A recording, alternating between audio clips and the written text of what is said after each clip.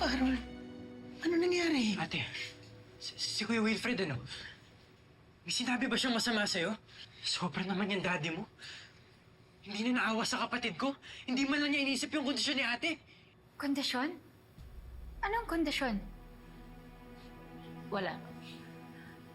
Sige na, Amber. Sundan mo na ang daddy mo.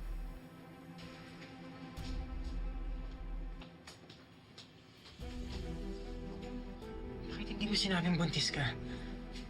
Ayoko na ilaban pa, Tristan. Gusto ko ibigay ng korte kay Wilfred kung ano ang gusto niya. Simula ngayon, hindi na kami mag-asawa. Ate, huwag mo na siyang iyakan ha. Hindi na deserve yung pagmamahal mo.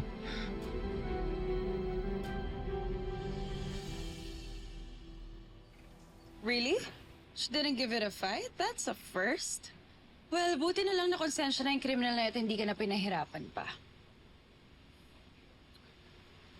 I'm just relieved it's over. Yeah. One problem off your list. And at least yung murder case na lang yung tututukan mo, and once the verdict's given, makakahinga ka na ng maluwag, Will. Come on, let's drink. Sir Wilfred, pasensya na po sa abala pero may nagpupumulit po kasing pumasok. Kausapin daw po kayo. Sino? Ano na namang ginagawa mo dito? Wilfred, pwede ka bang makausap? Sana yung tayo lang dalawa. Wilfred, huwag kang papayag. For all we know, susulsulan ka na ng babae yan to change your mind about Carolina. Pilar, pwede ba umalis ka na? Huwag mo nang guluhin sila, Wilfred! Wilfred, please naman. Jeneline, come on, help me. Umalis ka na. Umalis ka na! Buntis si Carolina!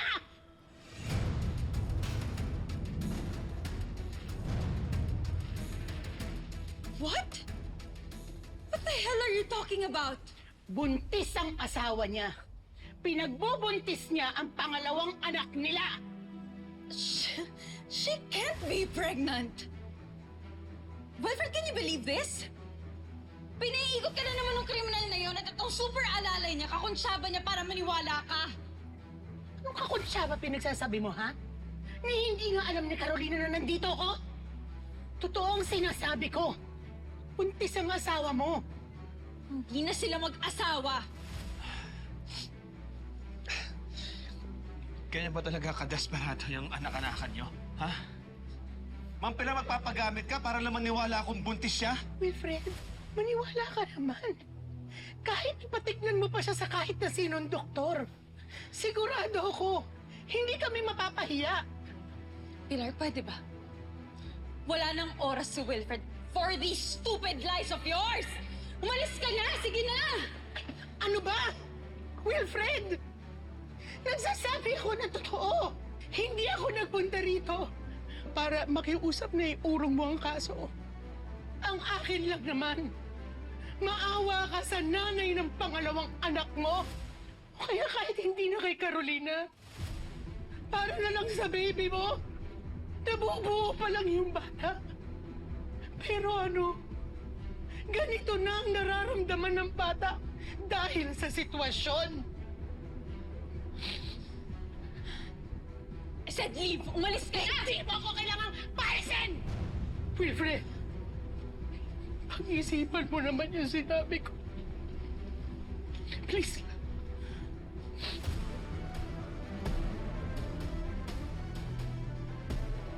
Will, don't let that woman get into you, okay? Sigurado ko, inutusan niya lang yung babaeng yun para utuin ka na naman. Huwag kang maniwala, okay?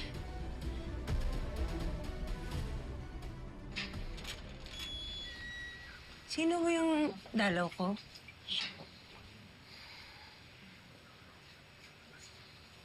Manang Pilar? Carol, Manang, may problema mo ba? may kasalanan ako sa iyo eh. Buntis siya? Yan siguro yung sinasabi ni Tristan na kondisyon kanina. I know. Lakas ng loob, no? Gagawa at gagawa ng paraan para makalusot. Pero Dad, what if it's true? What if she's really pregnant? I mean, hindi naman imposible yun, di ba? You were in a relationship with her. Magiging anak mo rin yung baby na yon. Magiging kapatid ko rin. Manang, may nagbago ho ba? Naniwala ho ba siya sa inyo? Manang, buo na ang loob ni Wilfred. Para sa kanya, sinungaling ako at mangloloko. Kaya kahit anong gawin ninyo, hindi siya maniniwala na magkakaanak kami. Ano? Hahayaan na lang natin? Carolina naman. Huwag mo naman masyadong binababay ang sarili mo. Oo, nagkasala ka. Pero pinagsisihan mo na yun. At pinagdurusahan mo ngayon, hindi na ako papayag na apihin ka pa nila. What if may ibang plano yung babae na yun? Anong ibang plano? Kasi sabi mo, di ba, when you were in the courtroom, hindi siya nag-i-insist na buntis siya. Oo, pero that's something na alam ko na. Kasi hindi ka naniwala, kaya nagbago yung isip niya. Kasi, bakit ayaw niyang ipaalam sa judge? Manang, hindi naman po. Anong hindi? Ipagtatanggol mo? Kailangan malaman ni Wilfred ang responsibilidad niya bilang ama. Kahit gaano pa kalaki galit niya sa'yo, ikaw pa rin ang nanay ng mga anak niya. Hindi po kaya she's now planning on hiding the baby from us? Oh, Dad. Dad, where are you going? Tutos kami ng babae nga.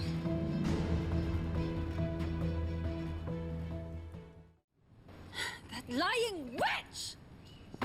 Hoy, wala namang ginagawa yung sakyan ko sa'yo, ah. Nasa kulungan na nga, sinisira pa rin niya yung araw ko. Ano ba kinakagalit mo, ha? Eh, di ba sabi mo nga, pinipeke lang naman nung Carolina na yung pagbubuntis niya. Sinabi ko lang yun to keep Wilfred away from her. But seriously, I think that criminal's pregnant. Nakakainis, di ba?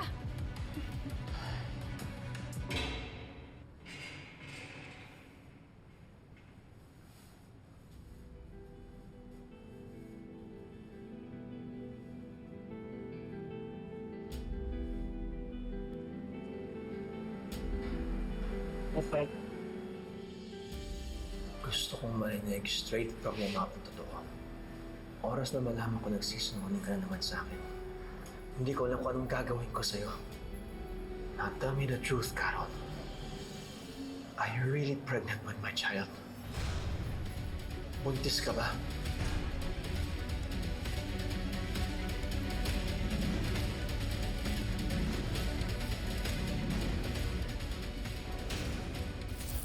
Alam na ni Kuya Wilfred. Paano kukunin niya yung baby? Paano kapag ilayo niya yun ulit kay ate? Walang mag-aalaga niyan kung di ako! Baby ko to. Ito lang ang pag-asa ko. Hindi na naasawa si Carolina. Pero bakit nasa tabi pa rin siya ng babaeng yun? Baka naman, mahal pa rin niya yung babaeng yun. Impossible. Gusto kong mabuhay ka. Paharapin mo ang magiging sentensya mo sa pagpatay sa asawa ko!